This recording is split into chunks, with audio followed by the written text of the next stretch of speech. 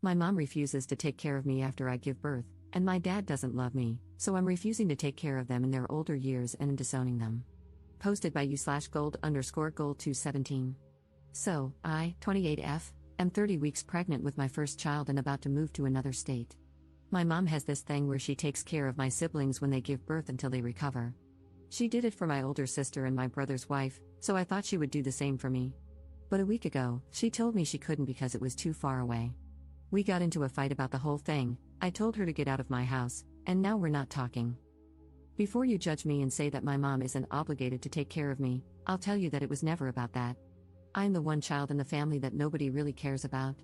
My parents always claim they love and treat us all equally, but man, is it obvious that they love me a little less than the others. I always thought maybe I was adopted and that's why they didn't care about me as much. Well, I was wrong because I am 100% theirs. It's always about how my other siblings are doing or how mom and dad are suffering, but it's never about me. It was never about me from the beginning. I am rarely celebrated, even when it's supposed to be my day. My birthdays? Rarely celebrated because mom and dad forgot, or they just threw everything in the house together and called it a birthday. High school graduation party? Nope, my parents had already wasted a lot of money on my big brother's college graduation party, so they couldn't do that, but they would make it up to me. Do you think that ever happened? I'll give you a minute or two. If you guess no, congrats, you guessed right. They shared the wedding expenses for my siblings' weddings, but since my husband came from a good family, they didn't have to share wedding expenses, their words, not mine. I have always been the therapist who listens to my mom and dad's rough days or the one who has to help mom because my older siblings have too much schoolwork or because my younger siblings are too young to do that kind of work. They always tell me I'm a good daughter, but I'm never the one they brag about to their friends.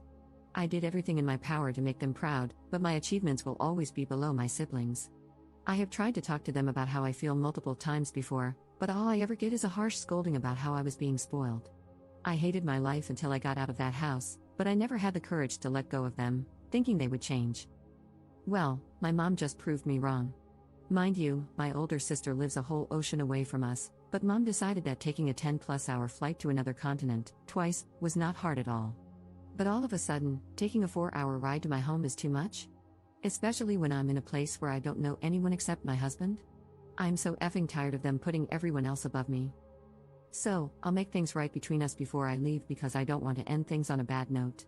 But once I get to my new home, I'll just cut all contact.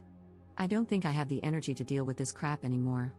Besides, I have my lovely husband with me, so I'll be alright and build myself a new family where I am truly appreciated and loved for who I am. Note, I'm the third out of 5 children. My younger siblings are twins. Notable comments. Commenter. Not the jerk, I know exactly how you feel about being the invisible kid. According to my parents, I was the only planned child, 2-year older brother, 6-year younger sister. Well, I have always been subjected to middle child syndrome, look it up. I have only ever been good enough when they needed money. I have student debt just to keep food on the table and a roof over our heads. Sadly, I cannot go no contact as I need to live with them, not great when you're 38. I cannot afford to live on my own here. Go no contact, or low at first, with your parents, as they do not care about you. Believe it from someone who has been there for 10 years longer than you. It's terrible, but once you accept it, your mental health will get better. Just remember that you should never be available if any of your family members, those who do not care about you, ever need help or need to be taken care of. Good luck with the upcoming birth, and make sure you and your husband enjoy this new chapter in your life. Commenter 2. Not the jerk, tell her you can't keep in touch, it is too far away. Update 3 months later. Hello, first, I would like to thank everyone for their kind advice. I was honestly shocked when I saw all of these messages. I really appreciate it. A lot has happened since my last post. I tried to call my parents, but they had blocked me, and I couldn't reach them. Still, I was determined to get the closure that the younger version of me wanted. So, I called my older brother and asked if we could meet up and talk about the situation. He told me that he wouldn't meet up with me after what I had done to our mother and berated me, saying that I was an ungrateful person and that mom was under a lot of stress and pain because of me. I told him that it wasn't fair for him to just assume I was the villain and that he couldn't even understand my point of view because they didn't treat him the way they treated me my whole life. He knew they treated me like their personal chef, maid, and therapist for years, yet they couldn't even give me the love and attention I wanted just once in my whole damn life.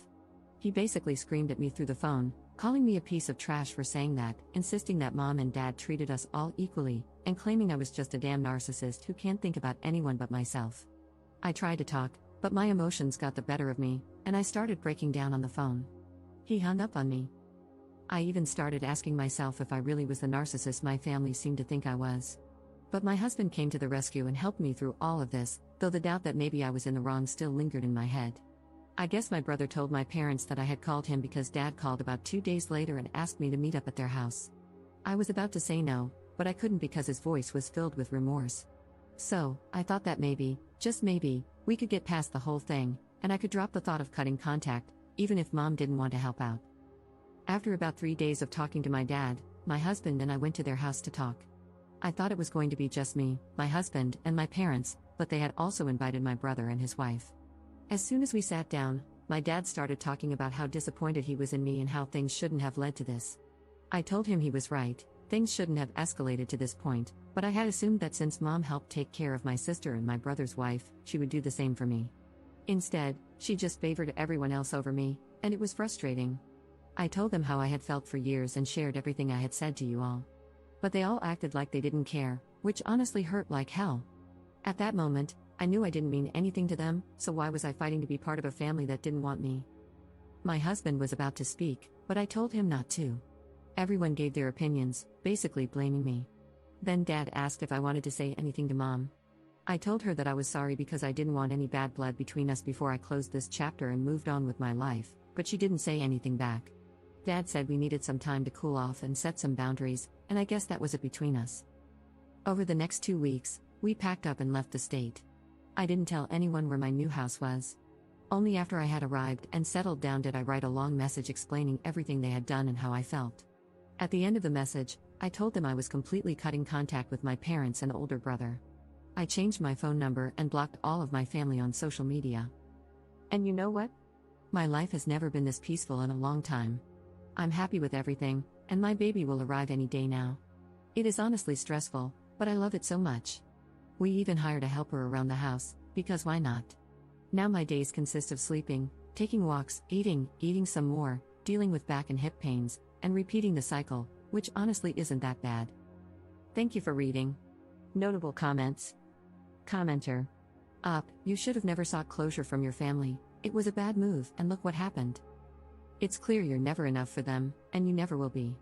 Cut off all contact with the people giving you trouble. There's a difference between being spoiled and simply wanting to be acknowledged.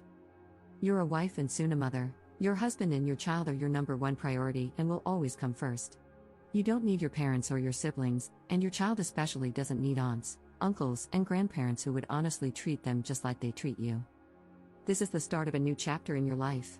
If they ever reach out to you, do not respond, as I'm positive they're only doing so for some ulterior motive, like resources. Don't give them a chance. I wish you and your new family well. Commenter 2. Don't even bother writing the letter. Make a fresh start, and do not contact them. Get off social media, do not post pictures of your child on it. Do not answer the phone when they call, do nothing. Don't give them the satisfaction of having something more to throw in your face. Just go, live well, because that is the best revenge.